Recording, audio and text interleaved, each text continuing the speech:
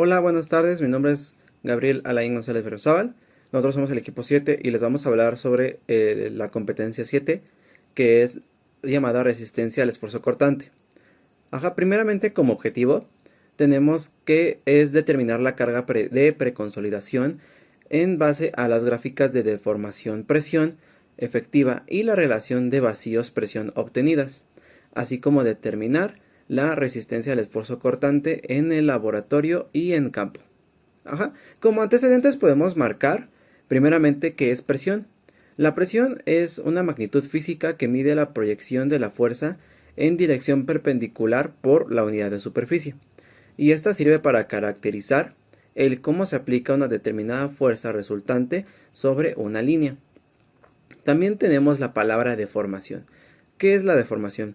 Este es un término general acuñado a referirse a los cambios en la forma y o el volumen de las rocas que éstas pueden experimentar. Como resultado del esfuerzo aplicado, una roca puede fracturarse o deformarse formando un plegamiento. Por último tenemos el talud. El talud suele ser llamado para las ingenierías como la diferencia que existe entre el grosor del sector inferior del muro y el grosor del sector superior, creando esto una pendiente. Este permite que un muro pueda resistir la presión que ejerce la tierra sobre él. Mi nombre es Yurani y yo les voy a hablar acerca del tema estados de esfuerzos y deformaciones planas. Bueno, primeramente hay que entender qué es un esfuerzo. Un esfuerzo es el conjunto de fuerzas internas a las que está sometido un cuerpo a consecuencia de las solicitaciones o acciones que actúan sobre él, como lo podemos observar en la siguiente imagen. Quiero tener listo antes de que lo pidan en la capital. Pueden ser fuerzas negativas o fuerzas positivas. Si estas fuerzas van en sentido contrario a las manecillas del reloj, estas fuerzas son positivas. Si las fuerzas van en sentido como las manecillas del reloj, como se muestra en esta imagen, son negativas. Bueno, ahora hablemos de qué es una deformación plana. La deformación plana es el estado de deformación en el que todos los componentes de deformación son diferentes de cero, como podemos observar aquí. Se encuentran contenidas en un solo plano. Por conveniencia, dicho plano se toma como el plano X menos Y, por lo que las únicas deformaciones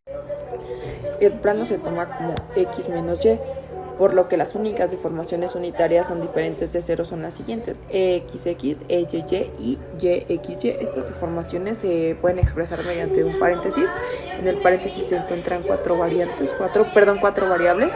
Las variables son: del lado izquierdo superior se encuentra la variable EXX, del lado derecho superior se encuentra la variable YXY, del lado izquierdo inferior se encuentra la variable otra vez repetida YXY, y del lado derecho inferior se encuentra la variable EYY. A continuación hablaremos del estado plano de deformaciones. Este estado se considera un elemento sometido a un estado bidimensional de esfuerzos. Los esfuerzos normales tenderán a alargar o acortar el elemento diferencial en la dirección en que actúen, produciendo deformaciones normales unitarias.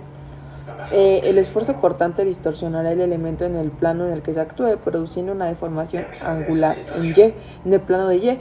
Entonces, un elemento diferencial en el plano puede sufrir tres deformaciones, como se muestra en la siguiente figura. A continuación les muestro la figura.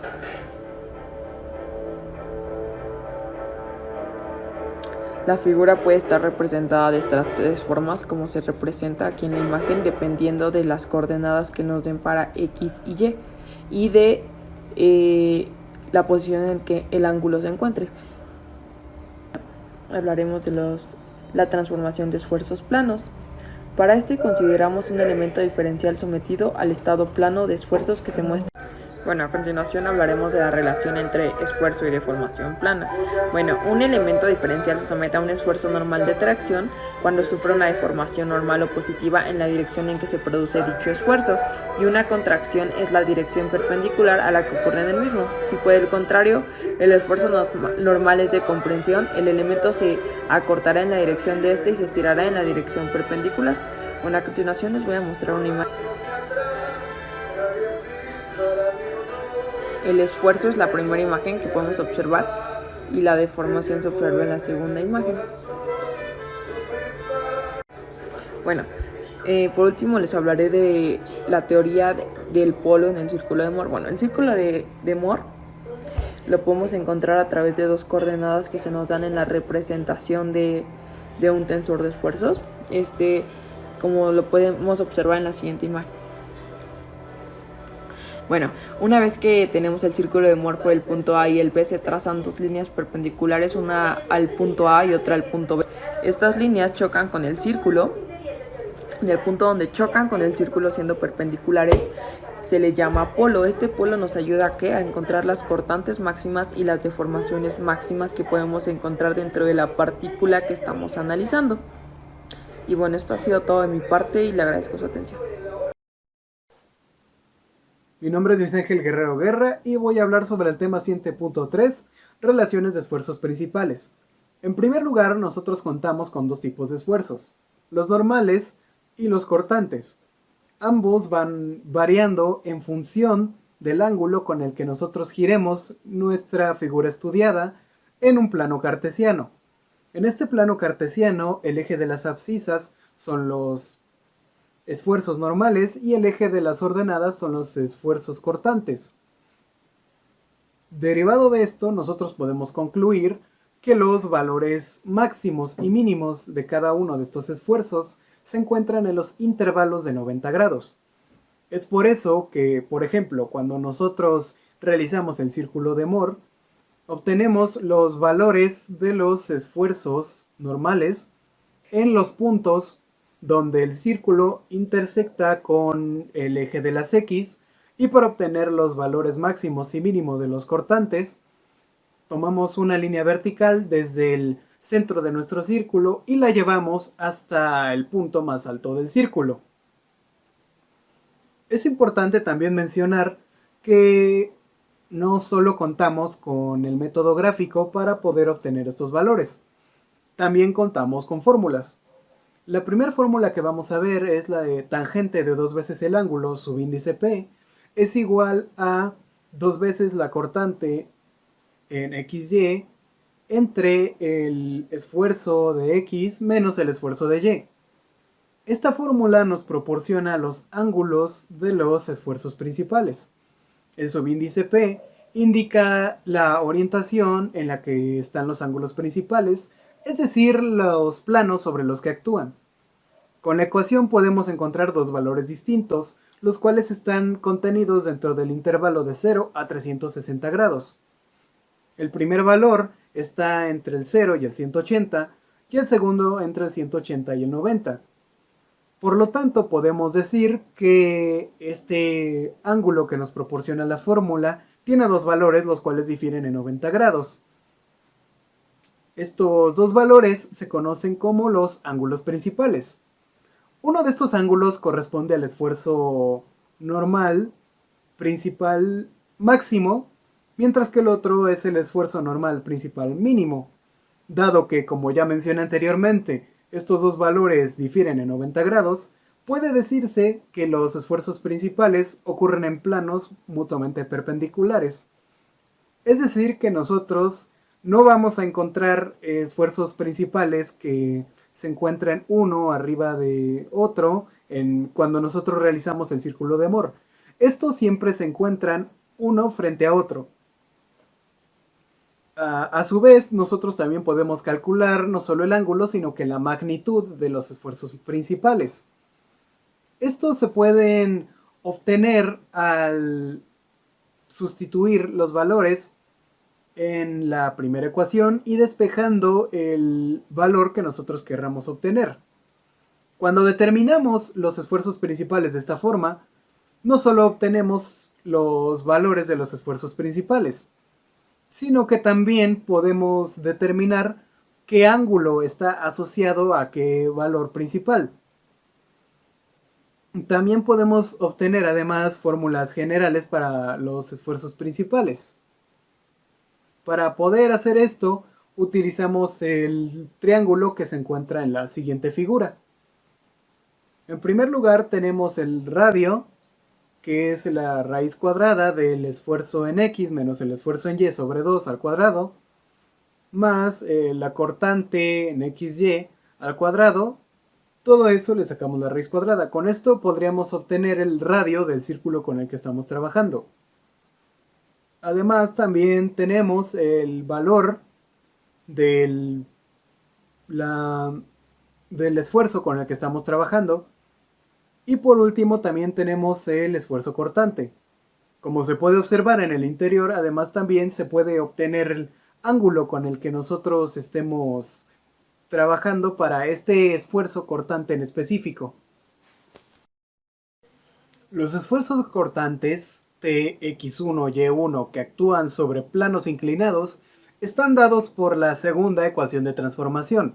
Al derivar Tx1, Y1 con respecto al ángulo e igualando a 0, obtenemos menos paréntesis esfuerzo en X menos esfuerzo en Y por el coseno de 2 veces el ángulo menos 2 veces la cortante en XY por el seno de 2 veces el ángulo, de donde se obtiene la siguiente fórmula, que es la tangente de 2 veces el ángulo, subíndice S, es igual a menos esfuerzo en X menos esfuerzo en Y, todo sobre 2 veces la cortante en XY. Si restamos la expresión sigma 2 de la expresión para sigma 1 y luego la comparamos con la ecuación, observamos que el esfuerzo cortante máximo es igual a sigma 1 menos sigma 2 entre 2. Ok, pues ahora les voy a hablar sobre lo que es el tema 7.4, que es llamado pruebas de laboratorio para determinar la resistencia al esfuerzo cortante. Esto nos suele decir que las características mecánicas de los suelos y los ensayos in situ están tradicionalmente caracterizados por una determinación de los parámetros de la resistencia. El ángulo de fricción interna y la ecuación que representada con la letra C, estos parámetros son medidos exclusivamente en el laboratorio sobre muestras inalteradas. Esto mediante ensayos de corte directo o por ensayos de compresión triaxial. Algunos requerimientos para determinar rápidamente esta resistencia al corte de un suelo: se puede aceptar ampliamente el ensayo para muestras de suelo cohesivo mediante un método de compresión no confinado. También se nos dice que se ha observado que la presencia de los diferentes suelos que conforman la zona de trabajo correspondiente a la granulometría fina y están dotados de cohesión. Estos permiten la operación de una toma de muestra inalterada sin disturbar el suelo, claro. En muchos casos, a pesar de las precauciones tomadas, no se puede tener certeza de la representatividad que tiene esta muestra. Más aún cuando esta muestra se transporta de la obra hacia el laboratorio. Ya que esto puede llegar a aumentar la perturbación que tenemos en nuestra muestra.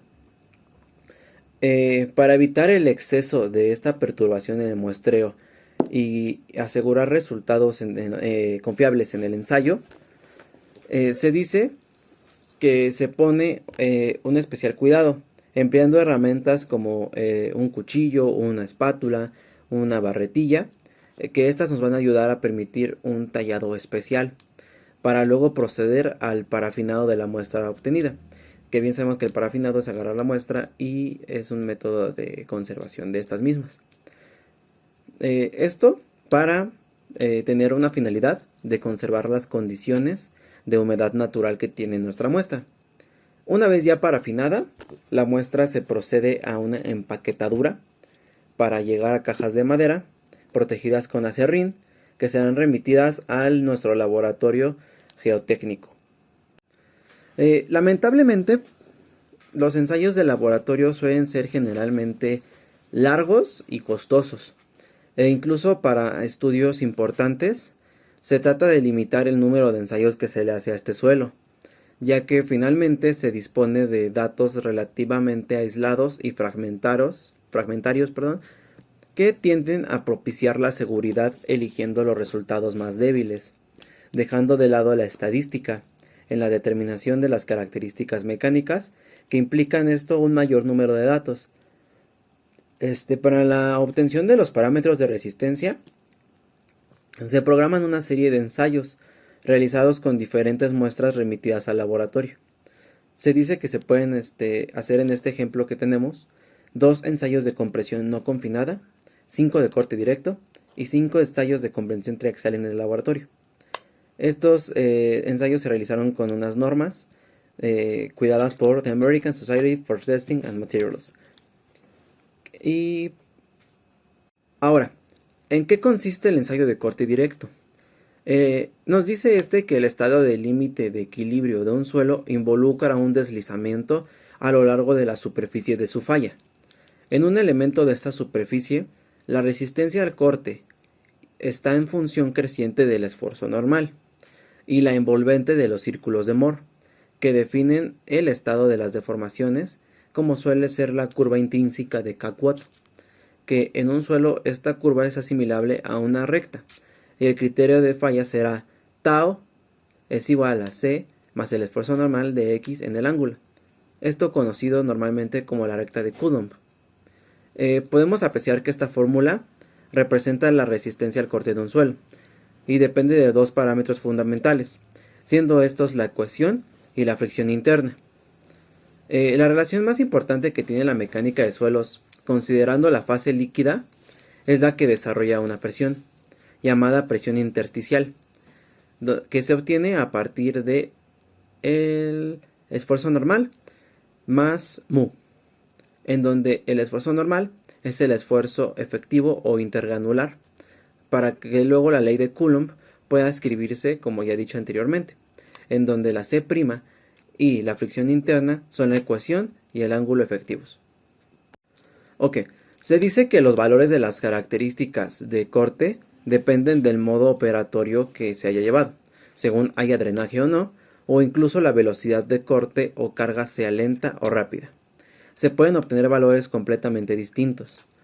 Por ello, para determinar la curva intrínseca, se adoptan convencionalmente los valores de los esfuerzos tangenciales que corresponden a los máximos. Estos también se llaman picos, de los cuales las curvas esfuerzo de formación o el valor asintótico llamado resistencia residual, se puede obtener los valores de la fricción interna y de C que deseen, fijando el porcentaje de deformación. Estos valores se reemplazan en unas ciertas ecuaciones y según el caso se aprecia de qué depende la deformación. Se puede notar que, como se trata de fórmulas establecidas en una hipótesis de plasticidad perfecta, o sea de grandes deformaciones, se debería de aplicar los factores de la fricción interna y de C, en donde estos son correspondientes al valor residual, pero es aplicable en la mayoría de los casos a los valores picos. Ahora vamos a explicar rápidamente qué son los ensayos del laboratorio que se realizaron. En este caso, en el ejemplo que tenemos, se realizaron 5 ensayos de un corte directo con las distintas muestras obtenidas bajo condiciones de contenido de humedad natural y bajo condiciones saturadas. Se nos presentan unos resultados de los ensayos y en un cuadro se resumen los valores más importantes del ensayo de corte directo en el laboratorio. Estos parámetros de resistencias obtenidos corresponden a los valores picos de fuerzas tangenciales. Los valores de cohesión de las arcillas se encuentran muy próximas cuando se ensayan en condiciones naturales, pero los materiales limosos aumentan la cohesión cuando se ensayan bajo condiciones saturadas. Los valores altos y dispersos de la fricción interna de las arcillas puede deberse a la presencia de materiales cementantes que incrementan la resistencia al corte, pero por otro lado los valores de esta fricción interna prima son los materiales limosos, que son en algunos casos bajos, pero tal vez la presencia del material fino proporciona cierta plasticidad a nuestra muestra. Muy buenas tardes, profesor. Mi nombre es Roberto Carlos Guerrero Galindo y yo les voy a exponer acerca de las pruebas de campo para determinar la resistencia al esfuerzo cortante en el sitio. Se han visto que los parámetros de resistencia cortante utilizados para el análisis de estabilidad a largo plazo son del tipo consolidado de drenado. La manera usual de determinarlos es mediante ensayos de laboratorio, de corte directo o triaxiales en muestras inalteradas. Dadas las características especiales del suelo del talud y con el propósito de verificar los resultados de los ensayos de corte directo de laboratorio, se diseñó y se construyó un equipo de campo para ejecutar ensayos de corte directo en el mismo sitio. A continuación le voy a describir el equipo de campo y el procedimiento de estos ensayos para lograr obtener este tipo de muestras. Se realizaron 5 ensayos de cortes directos en sitio en distintas partes del talud, de los cuales tenemos la caja metálica, el sistema de transmisión de carga, los polines, los gatos hidráulicos y los extensómetros. Cada uno de estos tiene distintas características. La caja metálica es empleada para confinar la muestra y aplicar la carga horizontal y vertical de dimensiones de 0.30 por 0.30 de 0.30 metros. El sistema de transmisión de carga, sobrecarga apoyada sobre 2 vigas de acero para transmitir la carga vertical a una placa y al terreno para transmitir la carga horizontal. En los polines, los cilindros de acera de 2 pulgadas de diámetro se colocan entre 2 planchas metálicas de una pulgada de espesor, y este sistema evita el desplazamiento del gato que transmite la carga vertical. Los gatos hidráulicos capaces de transmitir la carga vertical y horizontal al espécimen tienen una capacidad de 20 toneladas. Y por último, los extensómetros, que nos ayudan a medir el desplazamiento vertical y horizontal desarrollados durante este tipo de prueba. Bien, entre estos procedimientos, primero se realiza la excavación del terreno y el tallado inicial de las muestras a ensayar. El tallado inicial se realizó empleando pala, pico y barreno, consiguiendo posteriormente las dimensiones del ensayo con espátulas, barretillas y cuchillos. Se monta luego en la caja metálica de confinamiento y el resto del equipo sobre el espécimen de ensayo. Teniendo ya la muestra y los equipos listos, se procede a aplicar las cargas tanto verticales como horizontales con los gatos hidráulicos. Se aplica la carga vertical en incrementos hasta alcanzar la deformación requerida, anotándose la deformación vertical. Luego se aplica la carga horizontal en incrementos igualmente, registrando las deformaciones producidas hasta anotar un decremento a la carga horizontal, que indica la falla de ello. Algunas conclusiones que podemos obtener o extraer de la comparación de los resultados de los ensayos de laboratorio y los ensayos en sitio de corte directo son que algunos de los parámetros de resistencia cortante drenada o obtenida de los ensayos de corte directo en el laboratorio son función del tipo de suelo, su composición química y su contenido de humedad durante el ensayo. Los parámetros de resistencia cortante drenada obtenidos del ensayo de corte directo en el sitio presentan valores similares a los obtenidos en los ensayos de corte directo en laboratorio, en promedio a los valores del ángulo de fricción internos obtenidos en el laboratorio. Estos difieren entre 3 grados y los valores de cohesión en laboratorio para las muestras de arcillas difieren entre los 0.2 kilogramos sobre centímetro cuadrado con los valores de campo. También podemos encontrar que el equipo presentado para realizar ensayos de corte directo en sitio es relativamente sencillo de construir, tiene un costo bajo y necesita adicionalmente solo 2 gatos hidráulicos. Continuando, nos encontramos con las teorías de presión de poros o presión neutra. En general, la presión de poros consiste en la presión que existe del agua dentro de los poros del suelo y se identifica con la letra mu. La presión de poros disminuye los esfuerzos normales efectivos entre las partículas y trata de separarlas y disminuye la resistencia a la fricción. Colocar una carga puede producir un cambio en la presión de poros que se denomina como el delta de mu o exceso de presión de poros. A deficiencia de la presión de poros inducidos por las condiciones de carga, esto va cambiando si el agua en el suelo no está en movimiento. La altura del agua genera un fenómeno de presión hidrostática. Como podemos ver, aquí está la ecuación, la cual es mu es igual al peso unitario del agua por la profundidad vertical del punto por debajo del nivel del agua freática. Estos últimos dos se representan con la Y como su índice una W. Y el agua freática se representa con una Z con un subíndice de W. También tenemos el parámetro de presión de poros. El análisis de esfuerzos efectivos requiere del conocimiento de la presión de poros en el campo. Estas presiones de poros pueden ser estimadas si se determinan los cambios de esfuerzos dentro del suelo. Cuando un suelo se carga o se descarga por la construcción de un terraplén o una excavación, el cambio del volumen del suelo trae como resultado un cambio de la presión de poros de delta mu, el cual quiere decir que es el exceso de presión de poros.